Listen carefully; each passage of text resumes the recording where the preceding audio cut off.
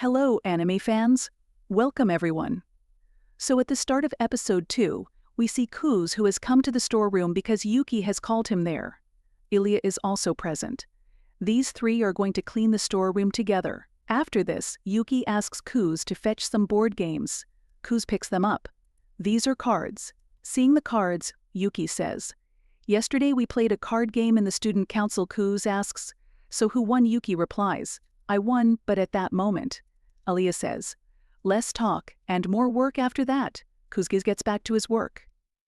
But then Alya speaks in Russian, asking, "Can you help me and talk to me too?" Alya feels she's expressing her heart to Kuz, thinking he can't understand her, but Kuz understands everything. But poor Kuz is getting a little worried now.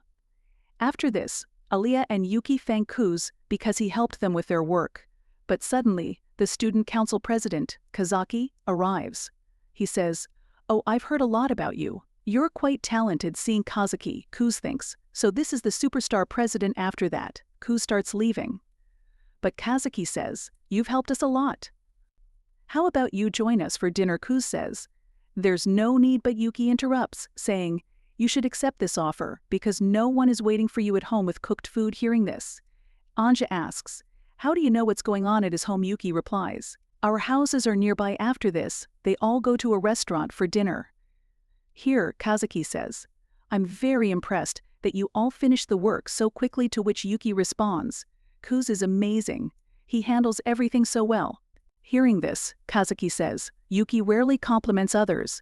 How would you feel about joining the student council?" But Kuz declines, saying he's seen too much in middle school. So Kazaki acknowledges, "I agree, there's a lot of work in the student council, but it comes with its benefits and you can get good recommendations in the future." Then Yuki also urges Kuz to join. Kuz asks, "Why do you need me?"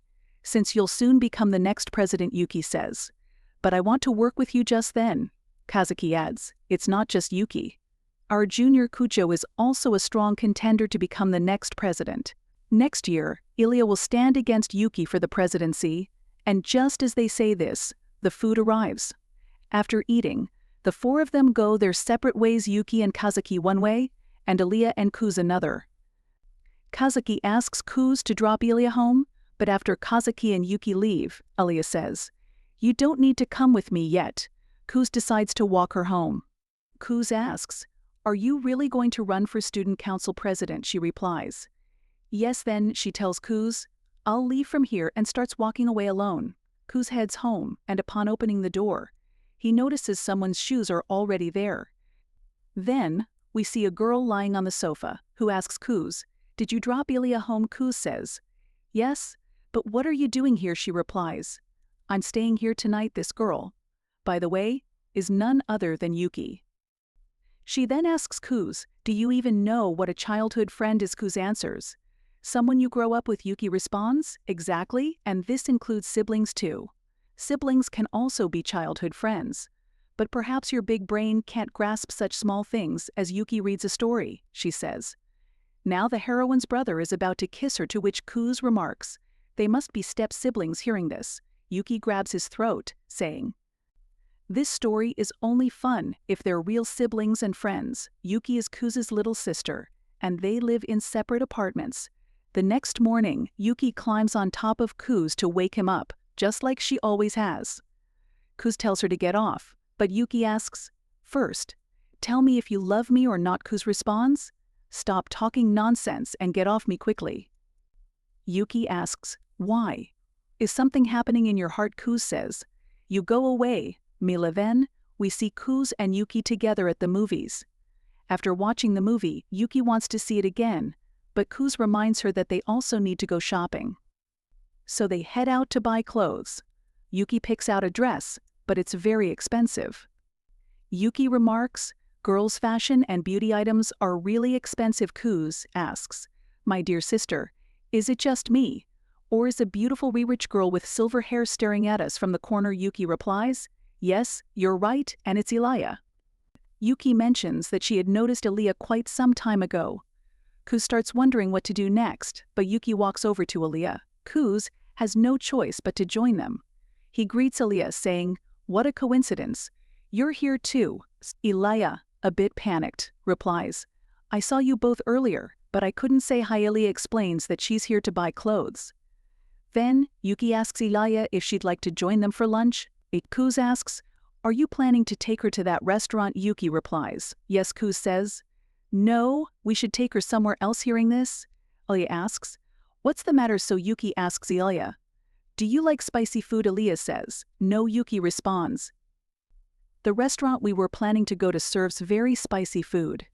Would you still like to join us?" Kuz warns Alya. The food there is extremely spicy despite the warning. Alya agrees to go.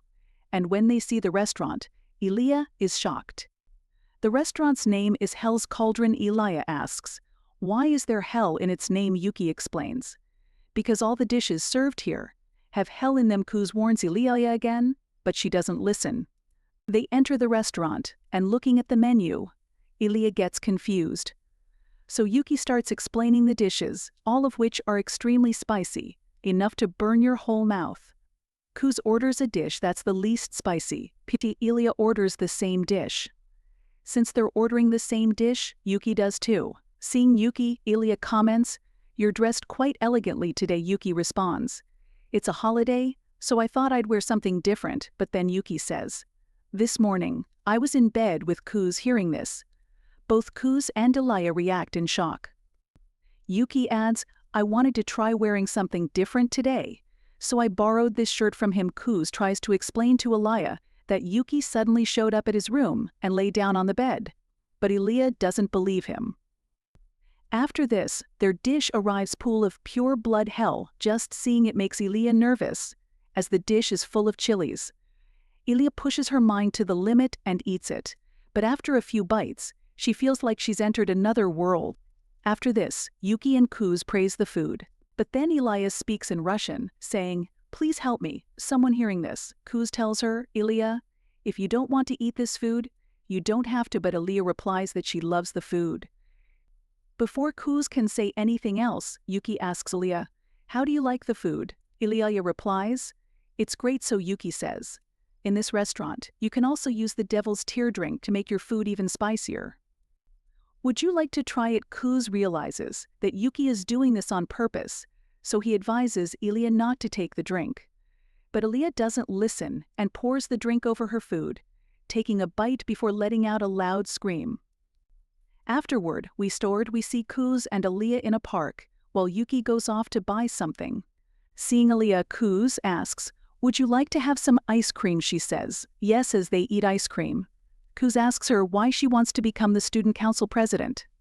Alya responds, "Why? Do I need a reason to move forward?" Kuz asks, "Do you have a partner to be your vice president? According to the rules, you need to run in pairs." But Alya doesn't have anyone, so she says, "I'll just find any random person then." Alya says in Russian, "I wish that person were you." Hearing this, Kuz begins to remember how during the student council election in middle school, Yuki was crying and he was just standing there watching her.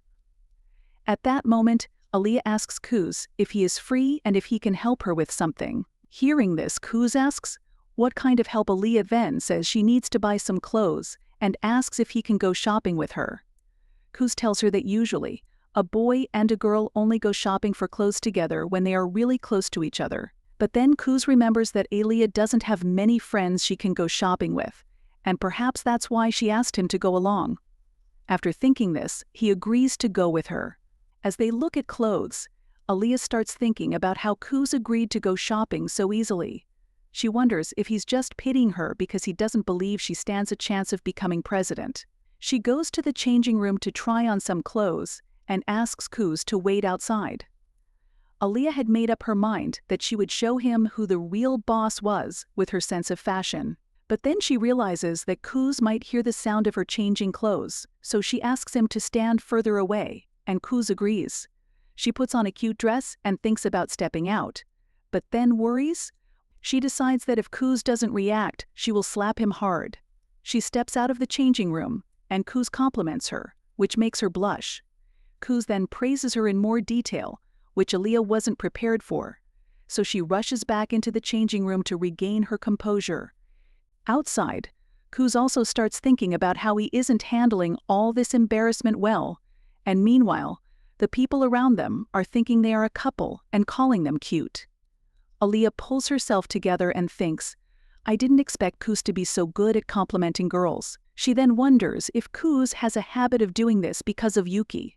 She also recalls how Yuki wore clothes like a boy, and decides to wear something similar next time. When she steps out in those clothes, Kuz tells her that she looks more cool than cute, and that those clothes suit her. Alya keeps trying on one outfit after another, and Kuz keeps complimenting her, saying she looks pretty, and Alya enjoys it more and more. She then spots a very modern dress and thinks maybe Kuz will like it. After putting it on, she steps out, but by then Yuki has arrived.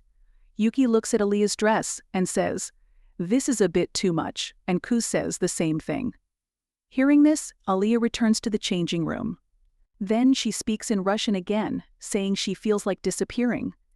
Yuki asks Kuz what Alya said, and Kuz tells her. Hearing this, Yuki says that Alya is just like a little girl.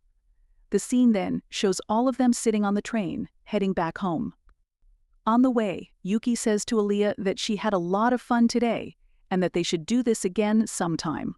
Alya waves goodbye to them, and after they leave, she starts thinking about what made her wear that kind of dress. Then she realizes that Kuz and Yuki both got off at the same station. Don't forget to like the video and subscribe to the channel to see the next episodes.